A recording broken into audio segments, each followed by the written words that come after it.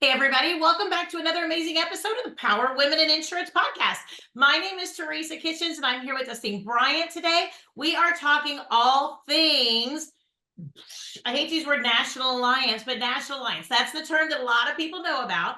If you are familiar with the National Alliance, it is an amazing organization that helps our community in insurance to be able to level up, to be able to get the education, the knowledge, the community, the resources. They have just been pouring into the industry the last few years. And there's some cool new updates that we're going to go ahead and throw out there for you that we are going to be able to talk about as well, because there's lots and lots of cool things going on over there at the new branded Risk and Insurance Education Alliance. Yes, and she's wearing her awesome shirt. So welcome, Dusty. We're very happy to have you. Listen, you might think I'm wearing this shirt to have like brand available here. It's to remind me of our name because I mean, it's a hard transition, right? It is. You said pouring into the industry for the last few years. How about like over 50 years? And the Yes. National Alliance for Insurance Education is how everybody knows us. It's taken me 4 years to get that title to come out of my mouth fluidly. And now it's like, and that's not the right thing to say anymore. It's the Risk and Insurance Education Alliance. But I think more than anything, we're starting to adopt the short moniker of the Alliance. Okay. So I always got kind of a little weirded out when somebody was like, "Hey, you're from the Alliance." I'm like, "No, I'm from the National Alliance." That was how we referred to ourselves internally, but a lot of times people externally still use the Alliance. So it kind of stuck and we're going with it. But I yeah. like it. I like it. Yeah, absolutely. So, and I know you said y'all have been around for 50 years, really being able to put together. And I know that my first exposure, I think, to y'all was really for education. It was really for classes, education, and everything. And I think the last couple of years, y'all have also added in podcasts and subscription levels for people to be able to get the education that they need. Y'all also have a ton of other things, which we're going to kind of talk about. So tell me a little bit about what that transition has been since you've been with the Alliance, and how has that been? Because you've been there for, well, at least 4 or 5 years that I know of. How long have you been with the organization? 4 years at the Okay. start of COVID. Perfect. That's what I met you, actually. I think it was early 2021 was when we first met. I think it was Yeah. honestly mid 2021, because we recorded, I think, mid 2021 last time. So that was wonderful, and it was great to be able to meet you. And so tell me a little bit about what that journey's been like for you since you've been able to join and taken off, because they've got so many changes recently. Right, for sure. Yeah, the last 4 years have really been transitional, if you want to use any kind of word for it. Excuse me. So your experience with the National Alliance, or the Alliance, it's going to be weird. Yes. Likely came from maybe doing some education at a Big I or a PIA. That's where I received my education, was here, the Big I in Arkansas. So when I would say that I got my CIC, I would say, I got it from the Big I of Arkansas. The Alliance was really not top of mind in that. But and the way I try to explain it to some is they'll go, the Alliance or the National Alliance, who is that? And I'm like, well, we have historically done a lot of our education through state associations like the Big I and PIA. They distribute the education, and you go and you sit down and you have your class and you mingle with your peers and all of that stuff. And you would think of the book in hand as kind of like a college textbook. McGraw-Hill is one of the most well-known college textbooks, but it was the Alliance. The Alliance was the one that was producing the textbook. Well, the education comes direct from the Alliance. The subject matter experts and the practitioners that have just poured decades of knowledge into all the text, into all the courses, everything that we have to offer. So COVID, let's not go too far back to that, but that really brought about change for everybody. And the way that looked for us here at the Alliance was, all of those classroom education offerings, which were kind of the crutch of the way we did most of what we did. They went away because we weren't allowed to go in person anymore. Exactly. So it was a transition to webinars. Yep. And the only thing that stays the same is everything's changing. Changes. Yep. Who's saying that song? That never stays the same. Right. And I think historically our industry, the insurance industry, is kind of afraid of change, and it takes a lot to get us to change our ways to do things. I'm leaning on my earpiece here. You're fine. My dog actually joined us. So This is Ava. Oh, hi, puppy. So She's she's adorable. getting a little needy up there down there on the ground. So I apologize. So sorry for the sidebar, but Fantastic. Yeah, we're so into no, motion, so right?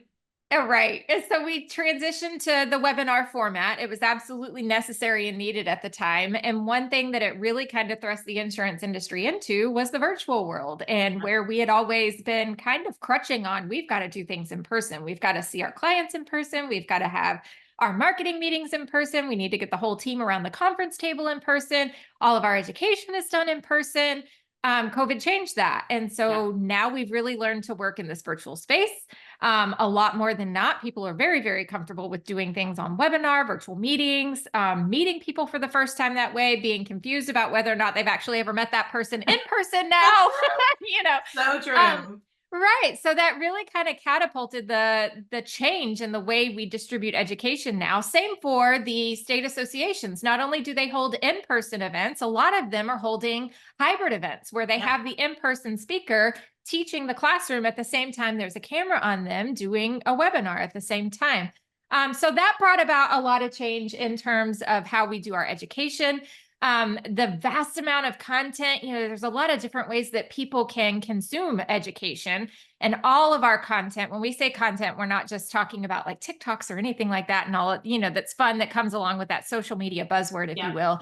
It's all education focused on the insurance industry. And one thing that we have kind of crutched our rebrand around is changing from just calling ourselves the insurance industry to the risk and insurance industry, which is kind of one of the staples of our rebrand. Is we're no longer just educating on insurance, we're educating on risk and insurance. We're providing you the foundations of insurance coverage and everything that comes with that, but also how to be a risk manager and to provide that service to our clients. And you can be a risk manager without being in the insurance piece, and vice versa, but hopefully the two of them really kind of come together. So that's really kind of been like I guess the revolving sphere of everything that has happened over the last 4 years, and just learning to roll with the punches and deliver the education right where professionals need it. And it's taken a lot less time for them to get to classroom events. They can do it from their office. Hopefully they're, not checking emails at the same time and really paying attention. But Fingers I crossed. mean, Right. right.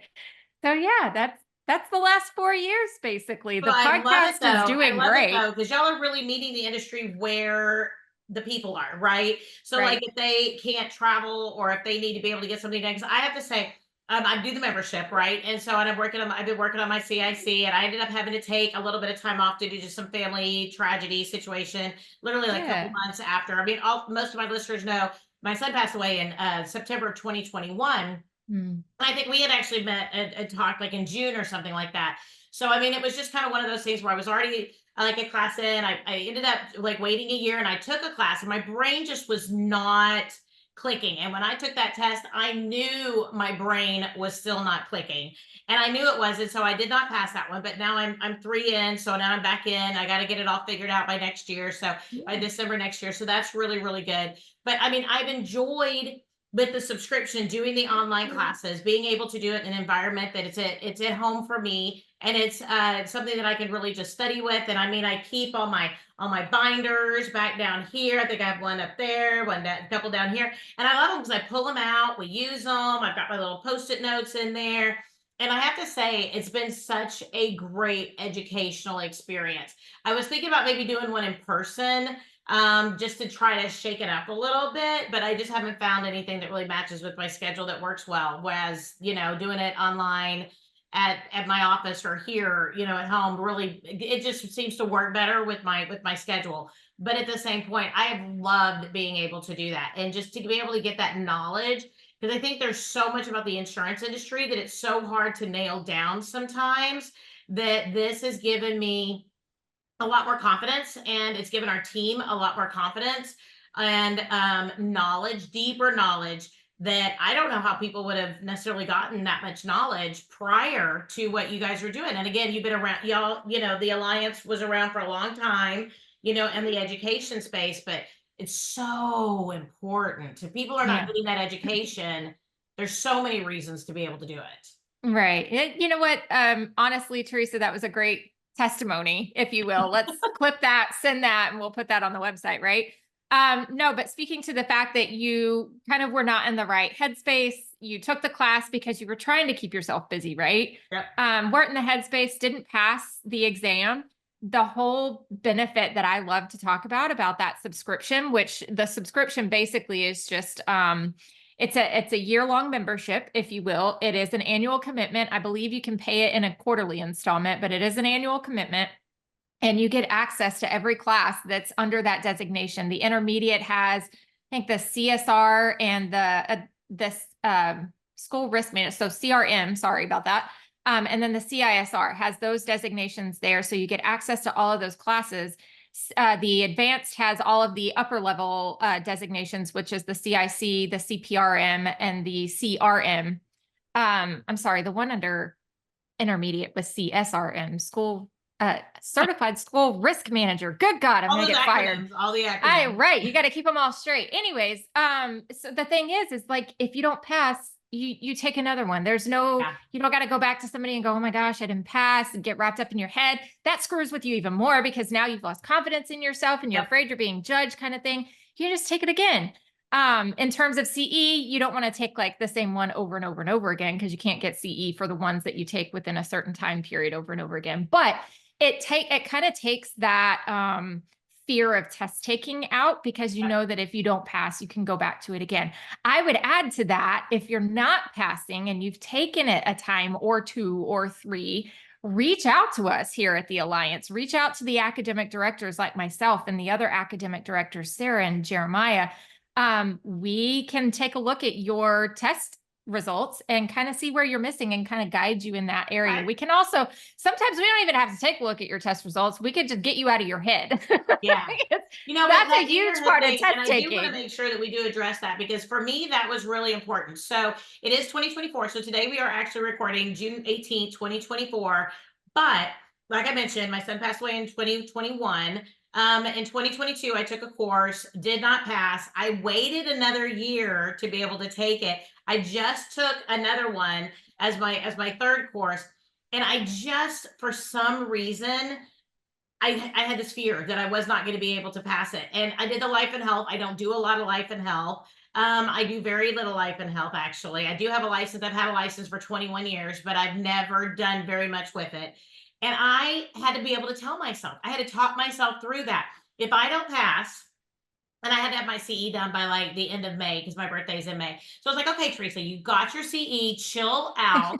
Your Just, oh birthday my gosh, CE. stop breaking out in hives. Yeah, you got your CE. Oh my You, gosh. not really, but Okay, almost. Like, it was good. almost that bad.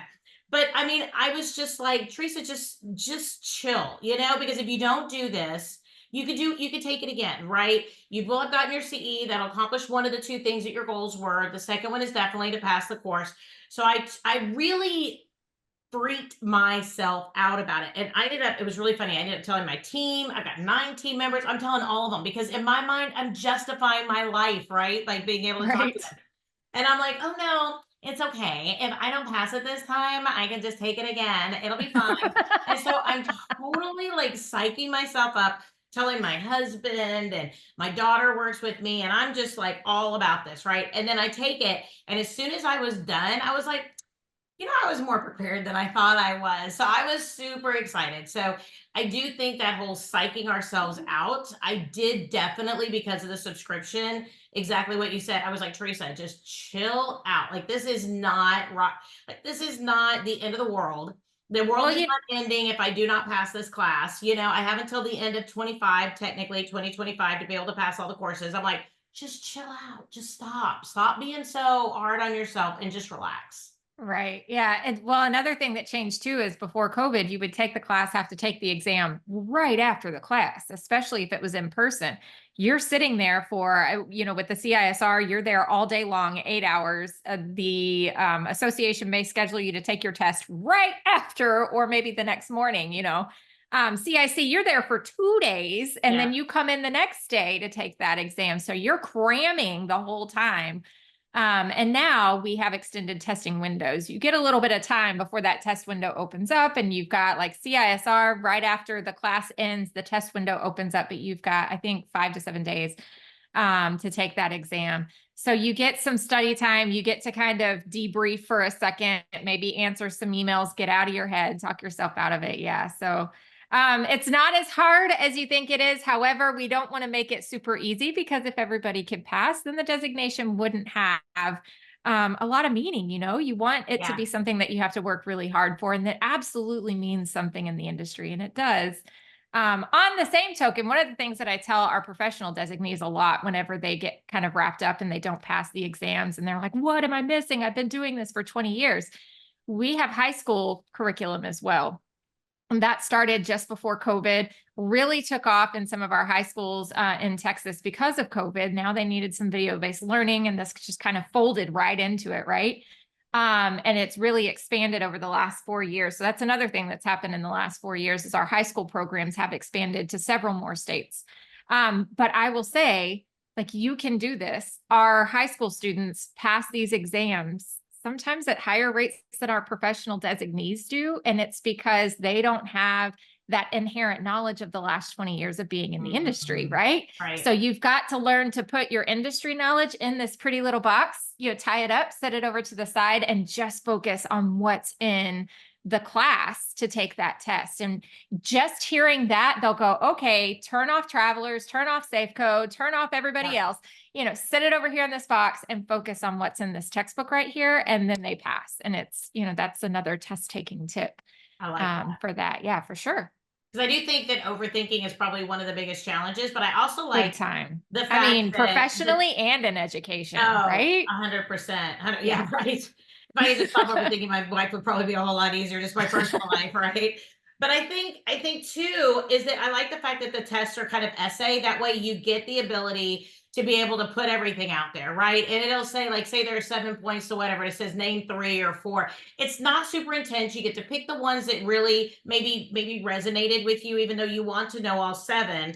But at the same point, you get the ability to be able to display your knowledge of the topic. It's not, because I will sit there and I will digest one question and I can tell you 8 different ways to answer it, and that's never very good. So I love the fact that's your years of experience kind of getting in the way. Because, well, one thing about the curriculum is we can't possibly focus on every insurance company that independent agents specifically have access to, right? Because our curriculum is predominantly focused on the independent agent world. You've got access to 20, 30 carriers sometimes, and each of them are different. And you can have just one carrier, but operate in several states, and the coverage in different states are different. So we focus on the basics, teach you how to read that policy, where parts of the policy are, what this comma means here, what this definition means when it's applied to this coverage, that kind of stuff. And you have to, like I said before, you have to turn that carrier knowledge off and focus on that. So that really helps whenever you're able to do that. I think I was going somewhere else when I started that sentence. Just lost my way. No, but I agree with you. We need to kind of get out of our heads sometimes on some of that. Get out of your head. I mean, sure. And not freak ourselves out about it, not overthink it, just work the information. And that's me, is that I am an overthinker. I am an overprocessor. I can come up with different ways, like I mentioned, to be able to make this work. What about this? And I had a situation one time. No, it's right. That's where I was going. Your 20 years, right. That's where I was going. Your years of experience, you read that question and you're like, well, if it were Travelers, they'd do this. If it were this company, they'd do that. And if it were this company, you wouldn't even be eligible. Exactly. And you're trying to decide what to write down or type into that answer box, right? So that's where I was going with all of that, is you just focus on the basics, focus on what was it that you learned in that class, and put that in the box, and try to put all your other marketing reps out of your head, because they're over there sitting there telling you, no, that's not how that works, right? Absolutely. Oh gosh. Okay. And I think the membership also helps me to make sure I get my classes in. So I think because of the fact that people get the whole 5 years, right? Like, you can take the whole 5 years to be able to take the course. But then I think when you're paying for it and you have a 1-year subscription, it makes sure that you take at least like 1 or 2 courses per year to be able to make sure you're on that process, rather than trying to cram them all in, 60 days before the end of your 5 years, and so I find too that whenever I'm looking through my bills and all this other stuff, I'm like, oh yeah, that's right. I need to make sure that I take another course, and I'm tending to plan it out ahead of time because I want to make sure that I work it into my schedule. So I know that that's another one of those benefits, a sidebar benefit of being able to have that subscription. And I know that there are some people that come on in and they blitz through it, man. They take like 2 months and they just go boop, boop, boop, boop, boop, or 6 months, whatever. And they take as many courses as they can and they just get those designations. So for those road warriors out there, I'm super impressed for them. But to me, it's a lot of information, wonderful information. It's given me so much more confidence and knowledge, as well as to be able to deal with my team with some of that. We're bringing in my team members to be able to get CISR certifications and so forth. And it's been wonderful. And I think anywhere you go, when people say, hey, where can I get this knowledge? Almost every time people bring up the artist formerly known as the National Alliance. The organization formerly known, right? Yeah, no, that's Absolutely. fantastic. I love that. Again, Absolutely. that's another great testimony. We'll just take this entire podcast and put it as testimony on our new website. I love it. I love it. But y'all are also doing other things because you have the Awkward Insurance podcast. So tell us a Yes. little bit about that. That is fun. It is interesting. Y'all have a ton of different topics. You talk about all the different types of insurance, flood, whatever, all the different ones, right? Even some of those that we may not deal with as frequently. And then you also talk about the issues that we deal with technology, with hiring, with being able to bring in younger teammates and be able to kind of mentor the next generation, developing leadership. You've had so many great episodes. Tell us a little bit about the podcast because I know that that's definitely something you enjoy because it comes across in every single episode. It absolutely does. So we have two-ish podcasts. We have more of our company official Alliance Now, kind of talks about everything that's going on within the company. We have intention to expand that offering in the future to add more content there. It produces one episode a month. Within that, we have a sub-series called the Difference Makers podcast that we produce quarterly, where we do seek nominations for difference makers in the risk and insurance industry. They do not have to have one of our designations to be nominated. And that's really, we want to look for folks who are not only shining within our industry, but their communities as well. We look through those nominations, we pick someone to highlight each quarter.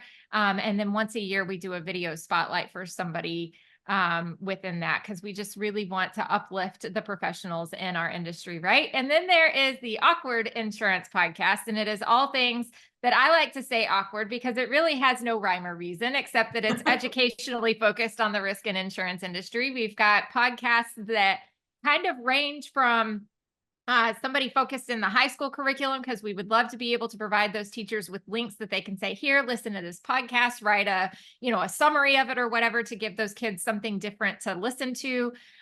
We do focus on the college sector just a little bit as well. We've gone to Gamma Iota Sigma conferences in the past and gotten some of the student insights there. We just recently returned from the RIMS Risk World Challenge, which was a Spencer Education RIMS collaboration of international students from around the world.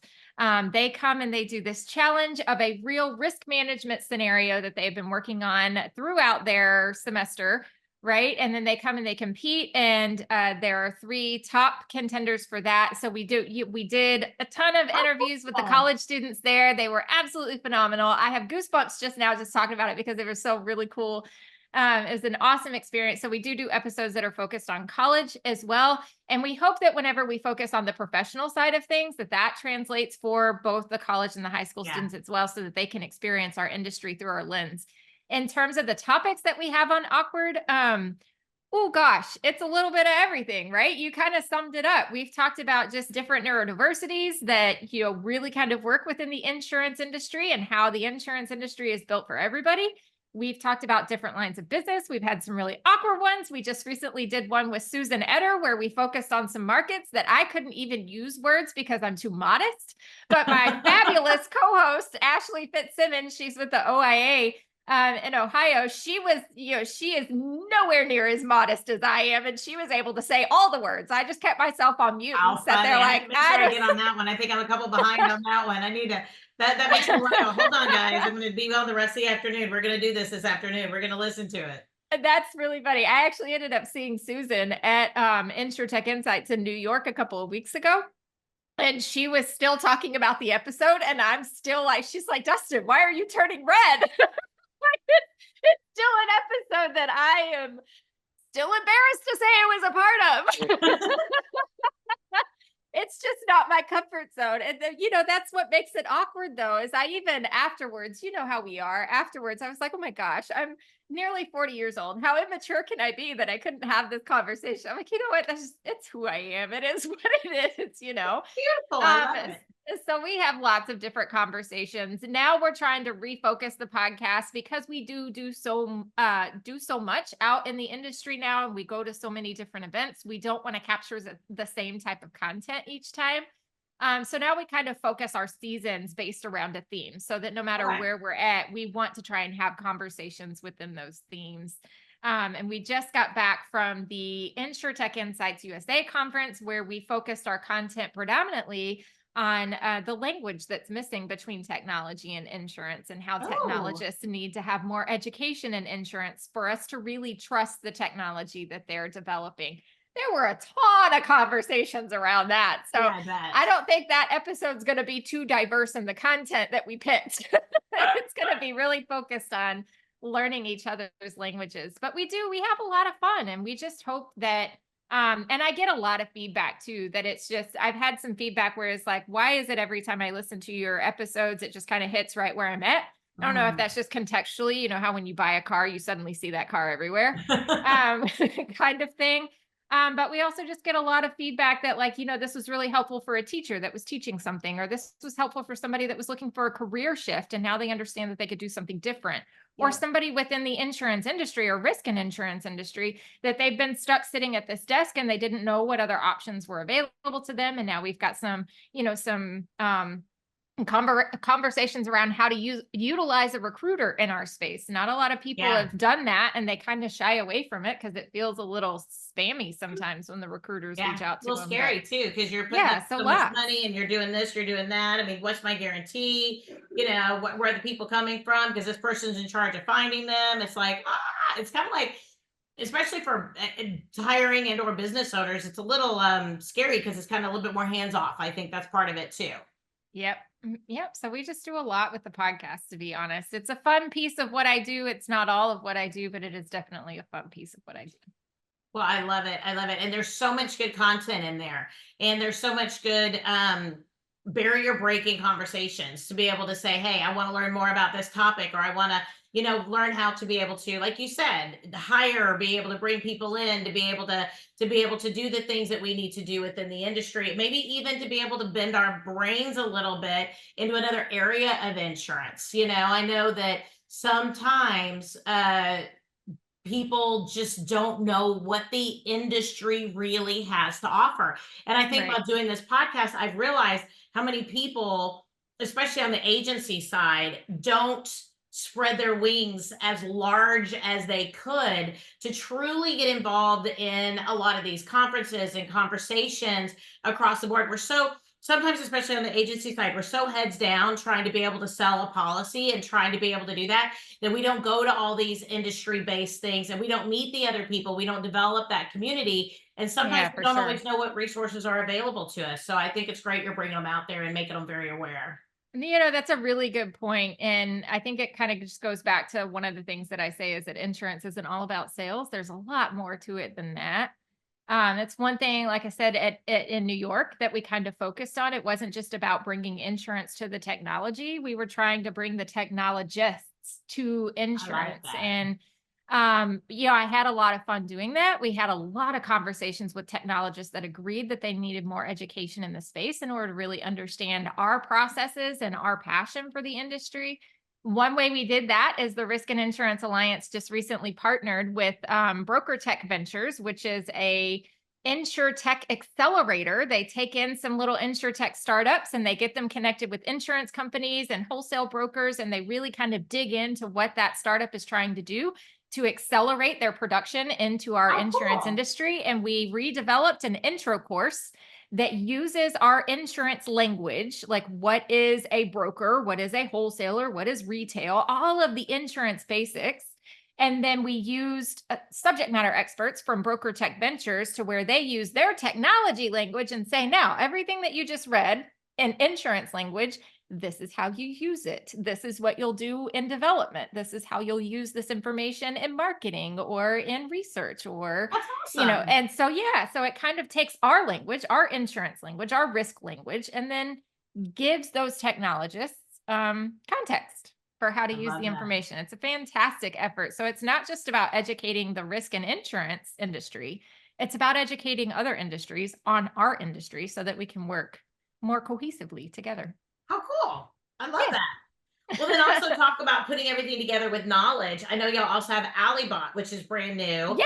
I think it's just come out just recently, and I did not even know that was coming out. And so I'm super excited. And just to let everybody know, the Risk and Insurance Education Alliance has a new website. So if you go to the website to go check out this Alibot, if you want to check out all the education, if you want to go check out all the resources, the podcast, all the online subscription opportunities, all of these things, when you get there, if you've ever been there before, it's not going to look the same. So it's It going is to look not a little bit spoof. different. Exactly. It's got definitely, it's got the lift. It's definitely got a little nip and tuck. It's definitely Listen, refreshed. it got a glow up. It got a glow up. I like It that. got a glow up. Yes. And Alibot is every risk and insurance professional's BFF.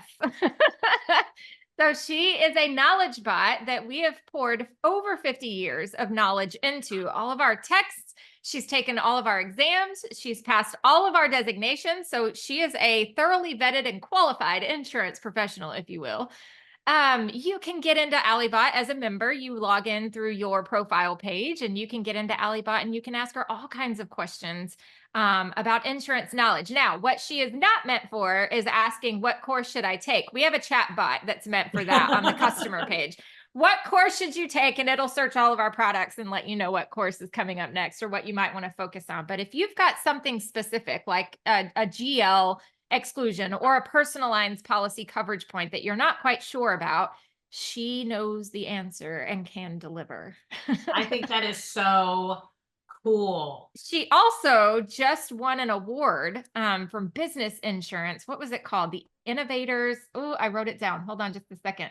It is the 2024 Innovation Award Honoree Award. So yes, she's Nice. won an innovation award as well.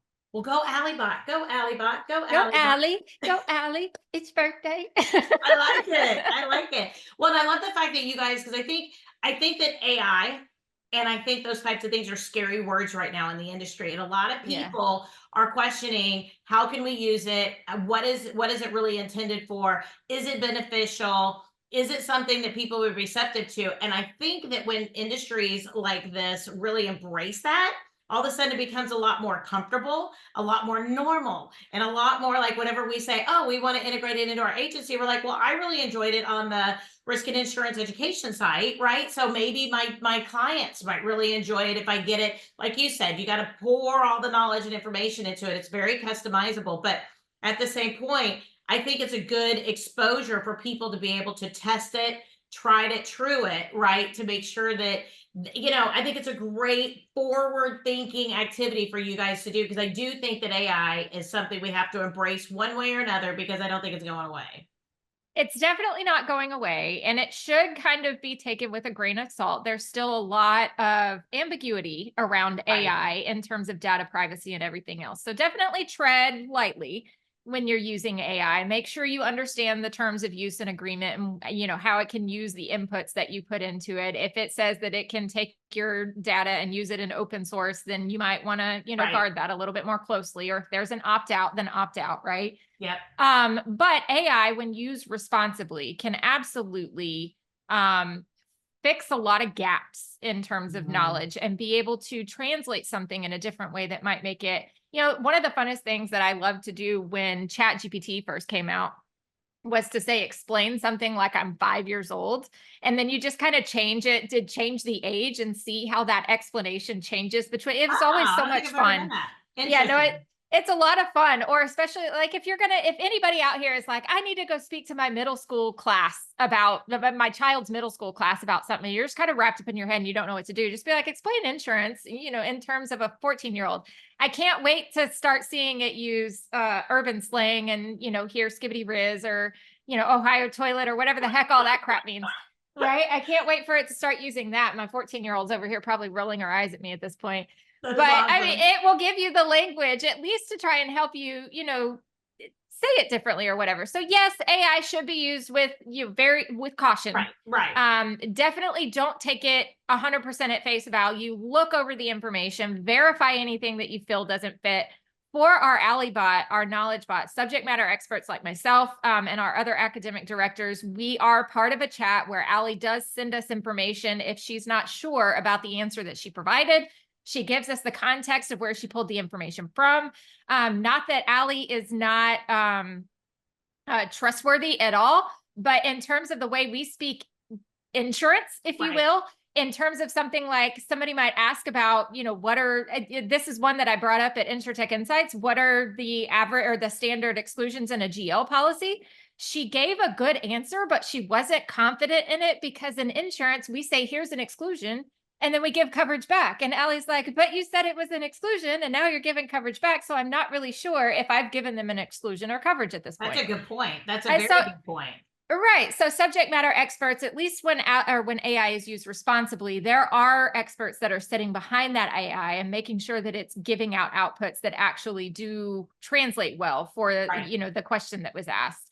But take that information and then make it your own. Don't ever copy paste and put that in an email or, whatever. Completely. And, here's another thing that I've been thinking about AI. This might be going a little off topic, but I did see this once, most recently. We have personalities. You can get used to the way somebody talks through social media. The way they post through social media is, as women, this is what's called social media sleuthing, where when somebody posts something on social media and you're like, ooh, that's out of character. Yeah. And then you start poking around all over their social media Facebook pages and you're like, ooh, is something wrong in the neighborhood kind of thing? We get to know each other's personalities by the regular posts that we do. So if you suddenly transition to using AI to help you write your personality, we're going to notice. Same Right? thing for emails though, because like we just acquired a commercial lines insurance agency heavy on the E&S back in September. And I think one of the things, I know one of the things that we've been really, really intentional about is that we've gone back over her emails, we've gone back over her presentations and the way that she would express things to different clients, the way that she put together all these things, because we do it the way we do it. And I get that, right? But at the same point, number one, we wanted to be better. So we sat back and we said, what does she do maybe that we don't do that we could really enjoy and be able to take into our business? Right. And then on the other side of that conversation, we said also, we want to make sure that when we talk to the clients that have been used to having her for 20 years, that this isn't like whiplash for them, because we might say something like, yes, that's covered. Whereas otherwise, the other person might say something like, well, based on this, based on, column, whatever, in this section, and if the client is used to getting specific information and we're like, yep. Right. Well, that would be That's all they me. get I'm the from us. person They that may think says, we don't know what we're doing. right. That's me. I'm the person that says, according to Part A liability coverage, that is Part A, Roman numeral 1, Section A. Yes. This is what it says, right? And that is her. And on my end, I'm like, it's on page 42. Right. And people may be like, well, I don't understand. I'm like, well, I gave them a page they can read, right? I tried, I'm getting better about it. I am getting better about it. But like my nature is much more, yep, nope, okay, let's do it. It's not this really intense, deep thing. And that's what clients want. And that's what clients need. They want to know. But then again, at the same point, I know clients too. And I'm like, they're never going to go back and look at section B, Roman numeral 4. Like they just want to know that it's taken care of. Like they're not going to go look at page 158 and look at all that. Like they're not going to do that. So anyway, I mean, sometimes I we can struggle hope with for it. the best, can't we? Exactly. Exactly. You have much more faith in humanity than I do. That is the moral of this story. I just want them to know that the information I give them is factually supported and I didn't just pull it out 100%. of thin air, right? And that is the But best that's way the to do thing it. with That is the best way AI. to do it. Right. That's the thing with AI though, is especially generative AI that's constantly learning and using the information and transforming the language is it can take information and use it out of context. And so yeah, just kind of bring it back full circle. AI is not something to be afraid of. It's just something to be used with caution. Well, I think like a car, right? Anything can be dangerous, anything can be useful, right? Like your car Yeah. can get you from one place to another, or it could be a weapon. And it really kind of depends on how do you use it? How much Sorry, can trust do you you say put in that for it? the 14-year-old here? What'd you say again? Cars can be used as weapons. As a weapon, and it can be used as a gift. So I'll go both directions. A sense of independence and freedom and a sense of tragedy all at the With same great, time. what do they say? With great power comes great That is responsibility. what they say, absolutely. I try to avoid power at all costs because I do not want more responsibility. Write that one down real quick. Avoid power at all costs in order to avoid I try to responsibility. avoid it. I'm like, that's I called think, delegation. I'm like, I can't handle that. can we I'm make not old that enough. the That's above my episode pay grade. title? That's Right, right. fantastic. Well, and I think that we do have to take that into consideration though, right? Use our brains, right? I mean, not everything is cut and dry. Not everything is easy. Not everything is just like you were talking about, even with the education piece, right? It's based on the fundamentals that we need to know. It's not based on Joe Smith down the street whenever he has an auto accident. It's the fundamentals of how insurance operates. And Right. that is the same thing here that we're talking about with Allie is that the concept is the foundations are there, right? She's got the knowledge, she's got the foundations, but that doesn't mean that's set in stone. It doesn't mean you take it to court. It doesn't make you mean you write a check on it, right? It Right. means you take it into consideration and with your human brain, you think through with all your knowledge and education with which we have to meet Allie with and make sure that we make the best decisions possible. And For that's sure. that's a legal disclaimer for this podcast. Use this podcast with caution. Absolutely. Caution, caution. But if it wasn't danger, Will Robinson danger. No, I'm just kidding.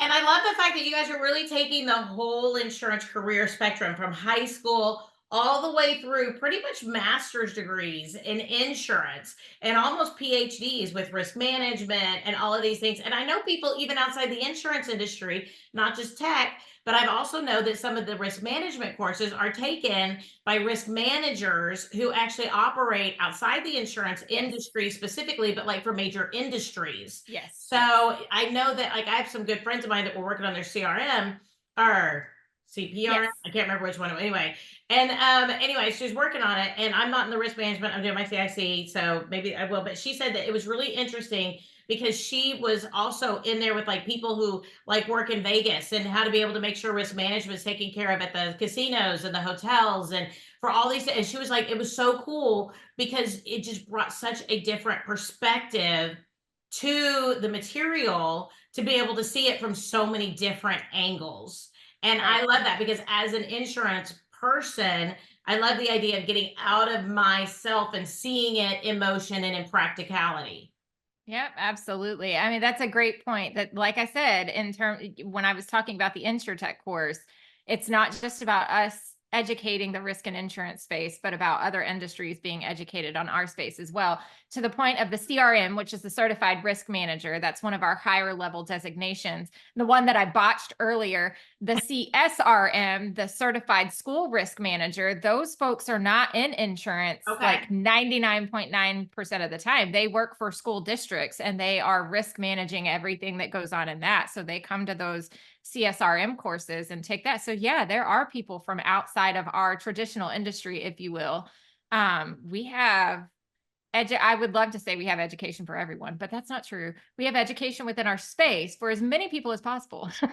I love that. I love that. All And right. So also, y'all yeah. have great education in what I would call bite-sized formats. I want to make sure Yes. we've talked about a lot of really big education concepts, right? Certifications, we've talked about, courses, we've talked about Alibot, we've talked about even podcasts. The podcast is great nuggets of information, right? 40 minutes or so of great information. But y'all also have a cord form training. Y'all also have a lot of things Girl, about would you like a enforcement, job? all these Hey, all you these know a other lot about and us. I'll say, as soon as I have a new hire, I put them through the Accord Form training. I put them through the basics of commercial insurance or personalized insurance. Y'all have a great little section. It's like 5, 6 hours. I can't remember. It's a couple hours for each topic, 5 different courses, whatever, like at 45 minutes here, 30 minutes, an hour there. But the point is they're bite sized and you can take them and You don't have to subscribe to a big system or structure. So if you are looking, the listeners out there, not you, I know you, Destiny, you're good, but the people out there need to be able to put their team through additional training. It doesn't have to be the super big certification process, right? It could be a combination of things because y'all are really meeting people all the way through from high school all the way through the end of the career, and even people who are just trying to get some basic knowledge. Maybe if they're trying to pivot, I know in today's market a lot of people are pivoting from personal lines to commercial lines or into some other areas maybe that they don't normally do. You'll have some great intro courses to those types of insurance as well. Would you like a job?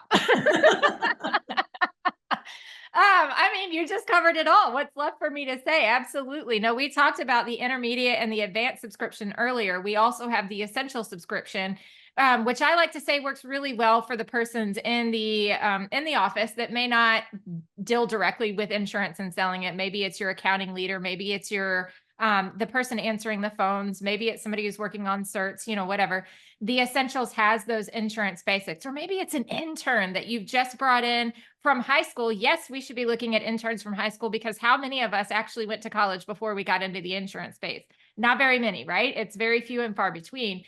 So high school interns come in and you just want to give them a taste of the insurance industry, set them up on one of those essential subscriptions, let them go through some of the intro courses and they kind of get their feet wet and they understand. And then you can transition it to one of the other subscription models if you want to go with higher education in terms of the CISR or the CIC. So yeah, there's a lot out there for everybody. We've even got 1-hour webinars. Some of those are paid webinars because they come with CE.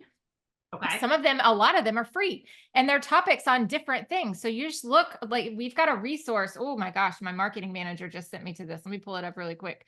It's riskeducation.org / is that a /? Yes, it's / resources.insurance.content. Kind of keeps you up to date. It's our blog, kind of keeps you up to date on all the different offerings. Of course, you can look at everything that we have to offer, but those 1-hour webinars are really meant to be like, we've got education on this. Are you interested? Because if you are, you don't have to spend anything financially in order to get your feet wet and understand it, but then you can move into one of these other designations kind of thing. So lots of different types of content. We also put content out on our YouTube channel. There's something called It's Not That Simple, where our internal subject matter experts will take a really small coverage point and be like, it seems simple, but it's really not. And then they kind of go into the basics of that, right?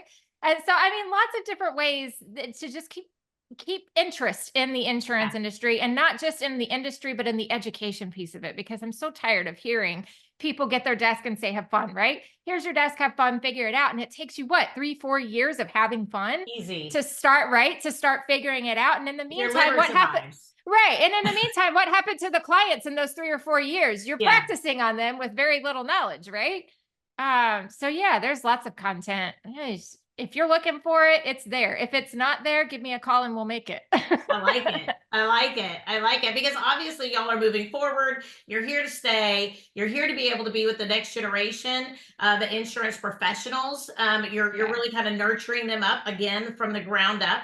As well as being able to give people varieties of different ways to be able to digest that information. And I love what you guys are doing. And I love the fun that you have. If anybody has ever listened to the Awkward Insurance podcast, it's fun. It's interesting. Ashley's a hoot. Ashley was actually on our podcast a year or 2 years ago. I can't remember. And she did a great job. She's phenomenal. Pardon me? She's phenomenal. She is. She's funny. She's smart. She's goofy in her own way. And yet she's so intuitive about insurance, and she's so knowledgeable and steeped in the industry. She brings so much to the table every single time I talk to her. I just adore her. She's wonderful. And she talks about the things that I won't. And she might end up being able to have conversations that you can't emotionally be a part of. So yes, no, we absolutely love her. She is amazing. And I'm so excited that you guys teamed up, because I know you're with Kat, and Kat was amazing, great co-host as well. And now Ashley brings a lot of that good energy as well. And so do you. And I know that whenever I listen to it, there's always so much joy. And I think this industry needs more joy. So I think that that's wonderful, especially right now. But I love that you guys are bringing that amazing knowledge, content, joy, and excitement to some Yeah. topics that other people might not necessarily find as super exciting, about whatever that might be. But y'all bring a lot of cool guests on, a lot of good energy, and a lot of good information. So thank you guys so much for putting that together. It's really a great podcast. Yeah, absolutely. I'm happy that you kind of picked up on education at the high school to the professional level, because honestly, if we just focused at the professional level, there's a lot of hard work that has to be done to get emerging Yep. talent and pre-professionals into our space. We have a lot of image repair on the insurance side to do, and hopefully through our education and through the podcasts and the little ways that we just kind of put information out there. Hopefully we're engaging with that. And just a final plug on that, as a nonprofit, because that is what we are. We are a nonprofit education organization. On that emerging talent side and the pipelines that we are trying to build there, we are constantly looking for emerging talent partners that are willing to invest in that space so that we can continue to expand our educational offerings to high school students. Education in high school is a lot different than Yep. education on the corporate side. They need funding. They don't always have funding.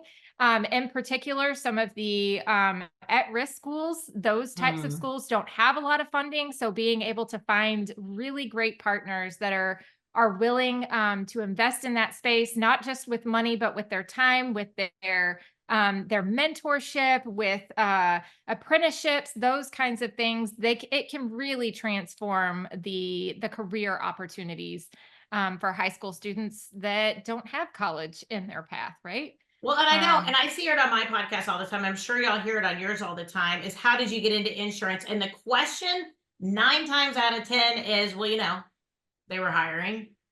it was I needed a accident. job. It Right. wasn't that, oh my gosh, I was just had such a passion for the industry. Like, there was never like insurance Barbie, like you didn't play Barbies and like play insurance Barbie. Oh, sure, ma'am. I'd be happy to get you your auto ID card. Sure, I'd love to be able to Now, put together that certificate of insurance for you.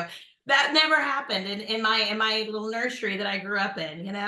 if ever there was an insurance Barbie, it would be Ashley Fitzsimmons for sure. Girl, absolutely. She's the Beyonce. She brings it, she's the Beyonce of insurance. That's the best part of her.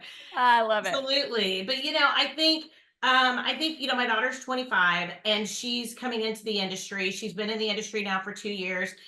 She's got her CLCS. She's working on a couple of others that she's on that process, trying to be able to really get settled in. And I think when people understand the puzzle that insurance is, as well as especially commercial, but the factors, the conversations. I mean, when people are at an insurance conference, it's really funny. We have a good time. Do not get me wrong. There's definitely a lot of fun at an There's a insurance lot of fun conference. to be had. Right. But I think a lot of people talk insurance. It's not like because we love the topic. When people really merge their career and their focus into the insurance industry, people love it. It is a puzzle. We're constantly working it. The carrier, the clients, the technology, especially whenever people get into maybe even agency ownership or management.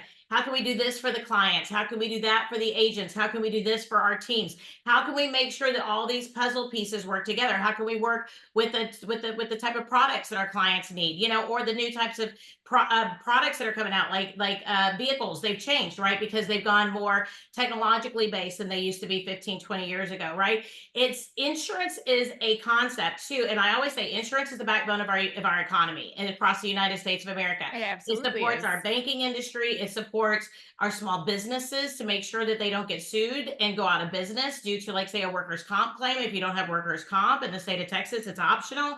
So that's why I'm saying that, just because that's one of my spiels. But because Side I'm in note. Texas, but it's one of those things where when people get the scope of the industry and the concept of where it's come from, where it is, and where it's going, it is a beautiful industry. Right now, I know there's a lot of trial and tribulations, but I always think of it like we're in our teenage years. We're kind of like we've been in this like older age. Now we're kind of with technology and vehicles and and economies and lawsuits and all these things. I kind of feel like we've regressed a little bit. We're kind of back in that remorphing, right? We're trying to be able to figure out how are we going to react to these new risks, to these new payout concepts, to these new the way that claims are done. And then we have to resituate, and then we'll be back in that level field for a little while. And then you know what? The world will change again. And then the insurance is going to have to make sure it morphs again. it's just a natural progression. And I think when people can get in there and really love the industry and the topics and the concepts, you're hooked. I think it's like crack. You're just addicted. Oh my God. I mean, you think about it, like if you go to a party, right? People are like, what do you do? Or whatever. How many of us stand around at a party and we're like, I really want to bring up the fact that I really shouldn't be doing that because this is why they shouldn't be doing that because what they just said that they were doing in the middle of this party is like not supposed to be happening. But should I say something? Is my husband going to kill me because I'm talking insurance at this party? Are we going to never be Oh my invited gosh. back? I mean, But Right. I I think can't every tell you. agent, every insurance professional goes through that. We hear this in our head Exactly. constantly, even when like I did self-taught driver's ed for my kids, right? So I was there. Do you know if you're rearing this person, it's actually your fault, not theirs, because of the concept that da da da da da, you're in reverse. And so we're going through all this. They're always like rolls eyes. I'm like, mom. I'm at that stage right now. As a matter of fact, I just took my 14-year-old daughter. She had a birthday recently and she invited a couple of friends. And of course, I'm being the chauffeur because none of them have a license Yeah. or whatever. They can't even drive by themselves, even if they did. But we're going and they're talking about things. And some of them have older brothers that are doing this or that. And I start like little tidbits, like I'm trying not to be the mom, right? It's hard Like to turn little off. tidbits of it. And my daughter just goes, Mom, stop being the insurance person. I was like, okay, sorry. Yeah. I didn't mean to. I'm sorry. It's an Yep. accident. Yep. But Exactly. yeah, so we're at that stage right now. I mean, right. Like, and honestly, I don't think it's just us in the insurance and risk industry. Everybody has a little piece of risk management. 100%. And everybody can see how something's gonna, well, at least every woman, anyways, how something is gonna turn bad quickly, right? We're just putting legitimacy behind it. Absolutely. And I love the Absolutely. whole spiel that you went through about the transition of the insurance industry and how we've taken a step back. The only thing I can think of is it's geriatric puberty. We're going through geriatric puberty right now. Like adult acne. No, I'm just kidding. Hey, we're learning how to wash our faces again. No, Exactly. Exactly. it's Yeah, weird. and I love it. I think, like I said, if people really get into the industry, it's one that they just fall in love with. So, Yeah, and for I sure. appreciate everything that the Risk and Insurance Education Alliance is doing Yeah. specifically to be able to support not only the current environment of insurance, but where we're going and embracing AI a little bit in there, bringing on subscriptions so people can get on demand insurance education in the vast majority, partnering with states all over the country to be able to make sure everybody gets what they need, making sure we level up our team members, our people, and yet bringing in the entire insurance conversation. Kudos to y'all. Listen, Teresa, I appreciate you being the best spokesperson for the National Alliance, or I'm sorry, the Risk and Insurance Education Alliance I've ever talked to. Like, why do I even need to be here? You had the whole gamut covered. You are too funny, too funny. You went from point A to point Z in, I think, what has it been, an hour now? Oh my gosh, Yeah. you're fantastic. Thank you so much for holding the space to talk If you ever about need a insurance. cheerleader, I'm on my way. I got my pom poms. We're on our way. We're going to be at Connected Claims in November, which is in Texas. So if you're in the Austin area, absolutely come by and say hi. Absolutely, I would love Oh to. my gosh. I think that'd be This great. is Yeah, I need to do more. Like I said, we went through this acquisition, so I just haven't been out much. It's kind of like I've been in jail, but trying to be able to get everything done. But I finally found the key. I think I can kind of get out a little bit more. So I actually took a vacation a couple weeks ago, which was nice. oh nice. My first vacation ever. I want to make sure that I totally encourage people out there right now. My first vacation ever. I've been in business for 21 years. And I did not I took my computer, but I did not open it after I did open it the first day. It was a safety blanket. That's all. Exactly. But I did not open it the rest of the trip. So that for me, my husband was super excited. So that I felt like that was huge growth. We finally have our team in a really good place to where I can relax. I did check our messenger, so that was probably bad, but that was on my phone, but I didn't technically open my computer. So I'm going to take that as a win. You know what? That's a whole nother conversation, but that is next level professionalism right there. When you know that you've built the processes and put the processes in place that allow you to step away from your desk, that allows the people that are back at the office to learn and grow and be autonomous and do what they do without the oversight, and gives them confidence to keep doing it and keep learning. And that's the whole talent pipeline, right? You've got to be able to build a Absolutely. business. You've got to be able to build a career that you can step away from, because you're not going to Yep. be able to do it forever. So you got to give that space that you just gave by closing your laptop and going on vacation, and allowing the rest of the team to step up and fill your very knowledgeable shoes. Well, thank you. Yes, it was a great thing. My husband was very pleased, and it might have saved my marriage. No, I'm just kidding. We weren't. It wasn't a big deal. So no, but we're very, very grateful. So you know what? If people want to reach out to you or be able to reach out to the Risk and Insurance Education Alliance, I'm going to say it multiple times so that people get used to it. We got to find new comfortability in it. But if people want to reach out to you, reach out to the Alliance and be able to really get in there and get to know a lot more of your tools and opportunities that y'all have, how can they do that? Yeah, so reaching out to me personally, you can always find me on LinkedIn. We've also got the Awkward Insurance Facebook page. We would love to have you there. We have the Risk and Insurance Alliance Facebook page, and on LinkedIn, we'd love to have you there as well. You can always access us directly at riskeducation.org.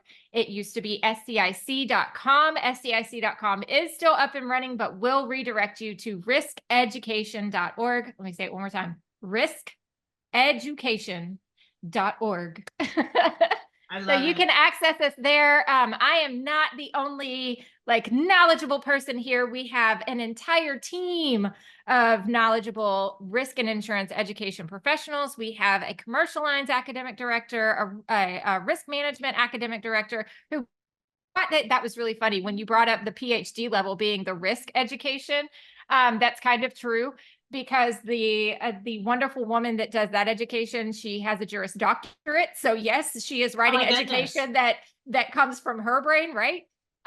So we've also got a life and health academic director. We have got a whole team of people. And if we don't have the knowledge, we have educators and faculty members that we can direct you to. And if they can't do it, we will find somebody, because that is literally our history here at the Risk and Education Alliance, is owning your potential and really building up the insurance and risk professional to be the best that they can be. So we will exhaust all resources that we have available in order to do that for you. So find us there, find us on LinkedIn, reach out to us anytime. Don't be afraid to say hi to us anywhere we are.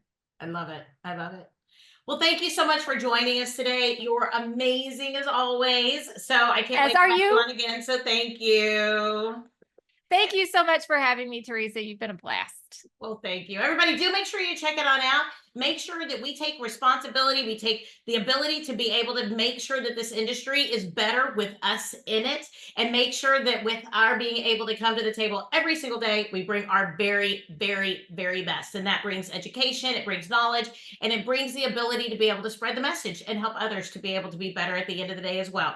So that is what we're all about here at the Power Women in Insurance podcast. Do make sure you join us every single Wednesday, where we have another amazing human being that we speak to. Not just women. We talk to men, we speak to women, we speak to everybody on every single level, but it's always about insurance. So please make sure you join us. We're on Apple iTunes podcasts, Spotify, all the different places, blah, blah, blah.